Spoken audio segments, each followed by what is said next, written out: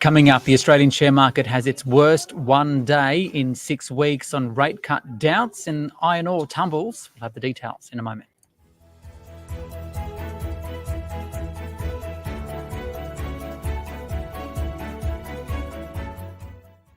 Daily 10-minute business and finance news wrap for this Tuesday, the 11th of June 2024. The Australian share market had a bit of a bad way to start the shortened working week, with the S&P ASX 200 down 1.33% to 7,755. That's its worst one-day fall in about 6 weeks. For the details, I spoke with the head of Australian equities at UBS Global Wealth Management, Mike Jenneke. Mike, so the market's having a bit of a shocker today. I'm guessing part of it is because it's playing catch-up, given it was a public holiday yesterday. But there's also those shifting global interest rate cut expectations. What can you tell me? Yes, well, the decline today did unwind a positive start to the month. And the main reason for the decline was a shift in interest rate expectations. We had unexpectedly strong US employment and wage data on Friday, and that was somewhat out of sync with the recent run of slowing economic data in the US. So the US Federal Reserve meets this week, and unlike the first easings that we saw from Canada and the European Central Bank, there is no prospect of a reduction at this meeting. And there is a risk that the Federal Reserve actually starts to wind back some of the monetary easing expectations in its forecast that it made earlier in the year.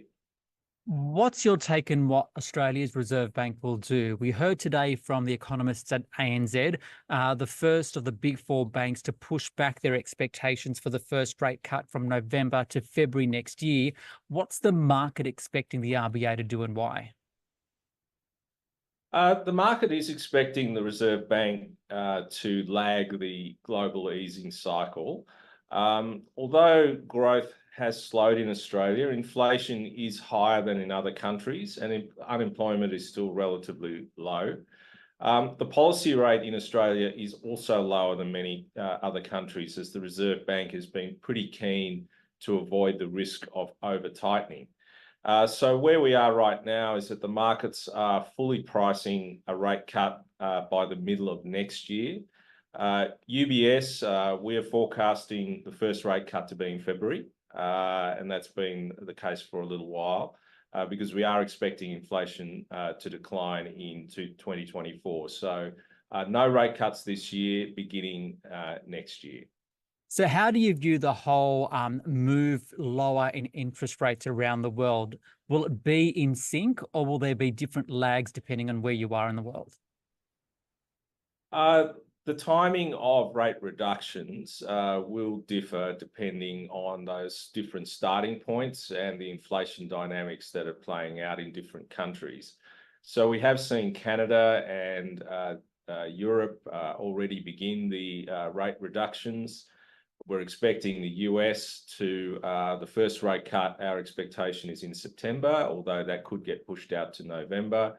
And then Australia will be one of the last ones to cut. So the direction of travel will be the same, and that is that we will be easing in sync by 2025, but there will be just be the difference of timing as to when rate cuts start. Australia at the back end, Canada and Europe have already started. Okay. What does this mean for markets globally or generally then, especially at a time, particularly here at the ASX? It was near at a record, and we've got reporting season coming up soon too.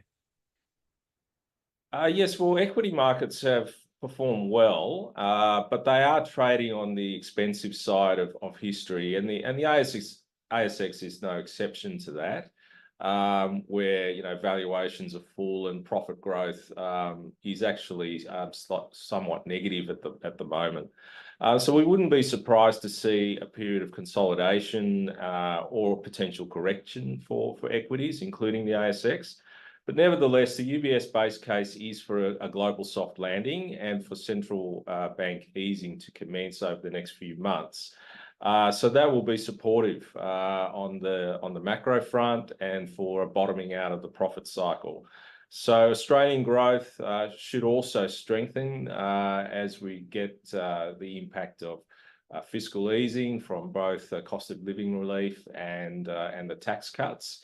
And of course, with Reserve Bank easing next year, that'll reinforce that cycle. So we're expecting the Australian profit cycle to bottom out this year, and the overall picture to be constructive for markets. So looking at the markets today, how exactly did they respond to all of the data that we've seen lately and this mood of rate cuts potentially being delayed? So who drove the losses? Well, the losses were quite broad-based. The mining sector was particularly weak. We did see some weakening in commodity prices, and that continued into this trading session. The commercial property sector also was impacted by the delay in rate cuts, as it is quite interest rate sensitive. We did see a bit of strength, though, in consumer discretionary, for example, and I guess the resilience in employment and household income just pointed to a bit less risk in retail spending than the expectations, which are pretty downbeat at the moment. And finally, where do you see the opportunities for investors right now? Well, we're reasonably constructive overall for financial markets. The main opportunity that we think is attractive for investors is in fixed income, where there's the ability to lock in attractive yields and the risks are relatively low. On equities, we are constructive, given that soft landing view and that rate cuts will commence in Australia, certainly by 2025. And cash is our least preferred asset. The rate reductions will flow into lower returns from cash, and so therefore we prefer fixed income and equities on that basis. It's Mike Jenneke there from UBS Global Wealth Management.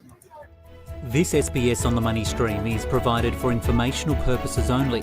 The content in this stream should not be understood as constituting advice or a recommendation.